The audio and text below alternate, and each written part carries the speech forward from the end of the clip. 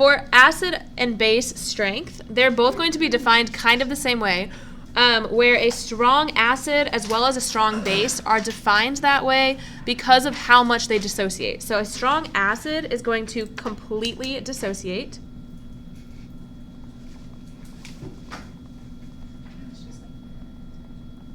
Sorry? Can you say that again? And a strong base is also going to completely dissociate. So that is what determines their strength. So a strong base also completely dissociates. So a weak one doesn't. A weak one does not. A weak one does what we call partial dissociation or partial ionization. And so a weak base and a weak acid both have some ionization or some dissociation, but not completely. So if they just don't do it correctly, they're wrong. Yes, sure. Okay. Yeah. So partially ionize That's pretty deep, man. in water. And a weak base will also partially ionize in water.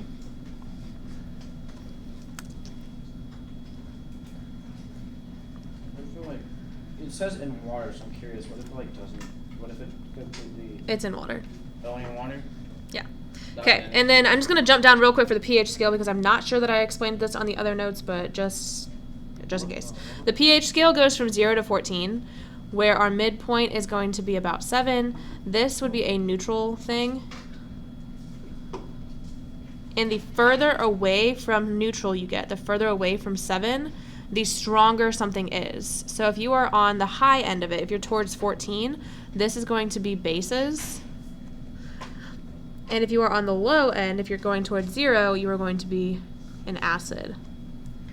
So a strong acid or a strong base has a number away from 7. So on this end, it's going down, and on that end, it's going up. It just depends on what it is.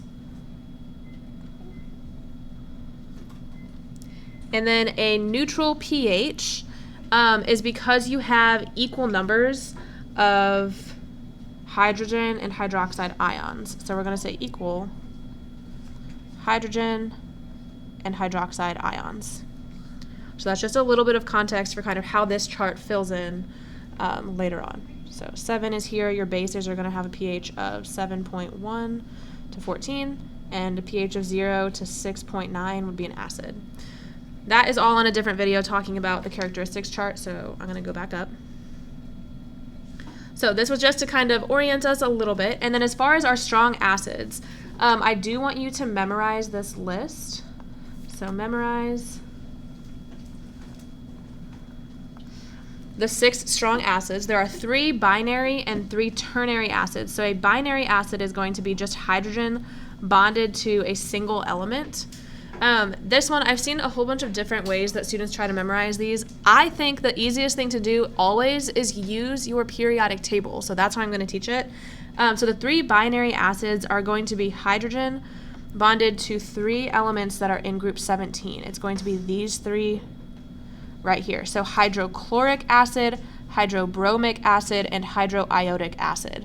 It doesn't include fluorine. It doesn't include any of those guys. But those 3, like the main characters of group 17, those are going to be our strong binary acids. They're just better. They are strong because those 3 acids will completely dissociate in water. So that's going to be HCl, HBr, and HI. Hydrochloric, hydrobromic, hydroiodic. And then the 3 ternary acids, I like these because they are using like the common polyatomic ions that we use frequently. So they are all 3 what I'm going to call like common, if I could spell it right, common 8 polyatomics. So this is going to be, first of all, HNO3, that's nitrate. I would call this nitric acid. It's going to be H2SO4, which is what acid?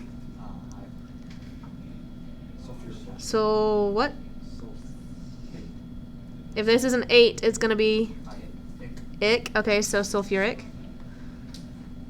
Sulfuric acid. And then the last one is going to be chloric acid, HClO3.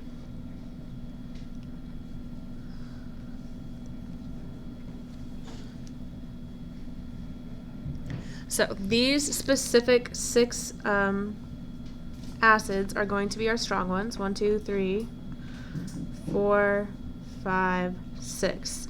Those are our 6 strong acids. And if you memorize those, by default, you already know the weak acids, because a weak acid is going to be any acid that is not strong. So if there's any acid that is not on this list of strong acids that we just specifically listed out, it's going to be considered a weak acid. That means that that acid only partially ionizes. This does not have to do with the concentration at this point in time. So we can make a strong concentration, but that's not what we're talking about.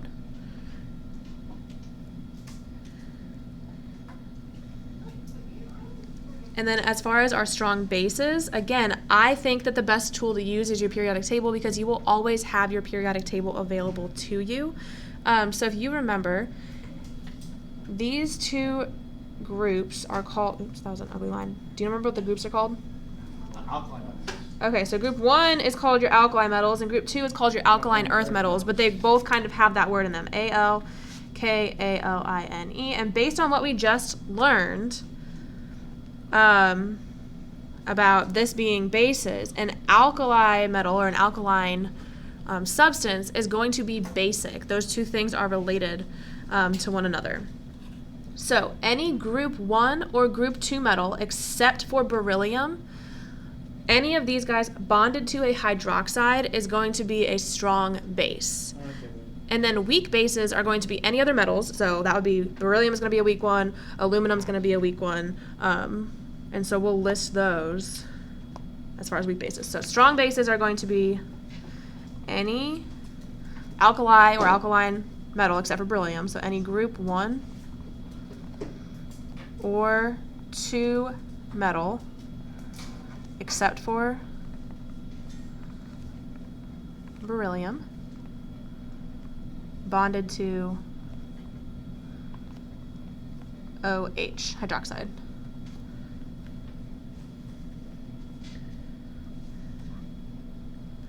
So weak bases are going to be other metals bonded to hydroxide. So beryllium is going to be specifically listed on there, even though it's in group 2. So beryllium makes a weak base. So does aluminum, AlOH2.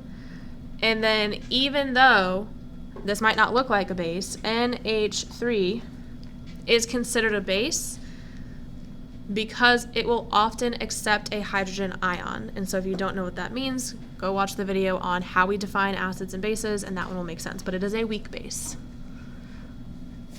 Water would be called a weak acid or a weak base. You could kind of put those in either one. So, good. We're going to stop there.